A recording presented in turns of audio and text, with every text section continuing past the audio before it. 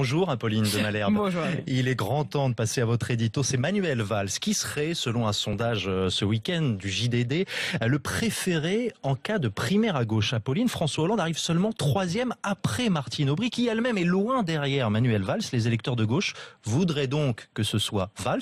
On parle évidemment de 2017, mais Valls, lui, est-ce qu'il le veut aller en 2017 à la guerre comme ça, à l'affrontement?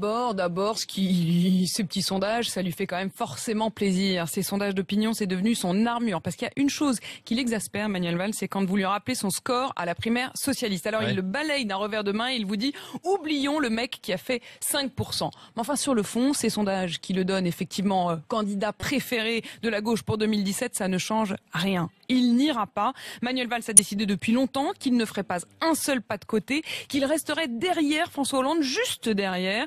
Voilà ce qu'il me confiait le mois dernier. Le lendemain du premier tour de la primaire socialiste en 2011, j'ai arrêté la course tout de suite. Tout de suite, répète-t-il, j'ai compris que la primaire, c'était fini. J'ai été le premier à appeler à voter pour François Hollande et à le servir, quitte à m'occuper de sa cravate et de son café. Et effectivement, on se souvient que pendant la campagne socialiste, il était une sorte de super assistant pour François Hollande. Jusqu'au bout, je serai derrière lui. Derrière lui, voilà ce que dit Manuel Valls, contrairement à Arnaud Montebourg. Parce que Arnaud Montebourg, exactement le contre-exemple. Il a fait cavalier seul jusqu'à quitter le gouvernement avec fracas. Résultat, vous avez regardé dans cette étude du JDD, il est cinquième derrière Ségolène Royal. Et voilà ce que Manuel Valls dit de lui.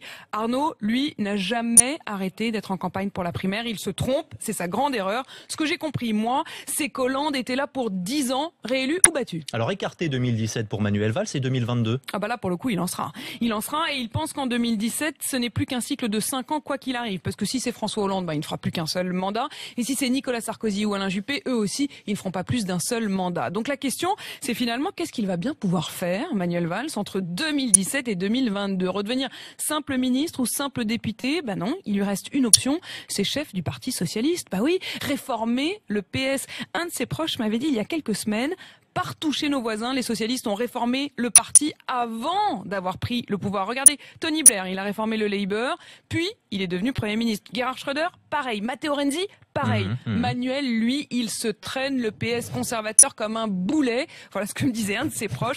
Il aurait donc 5 ans pour moderniser le PS. Et François Hollande, alors, est-ce que c'est le candidat naturel de la gauche ou pas? La réalité, c'est que ce sondage, c'est plutôt une bonne nouvelle pour François Hollande. Oui, ça n'a pas l'air comme ça, parce qu'effectivement, il apparaît troisième loin dernière. Mais enfin, d'abord, c'est une bonne nouvelle parce que finalement, tous ceux qui réclament une primaire sont dans les choux. Arnaud Montebourg, Cécile Duflot, Benoît Hamon, il n'y en a pas un qui passe la barre des 10%.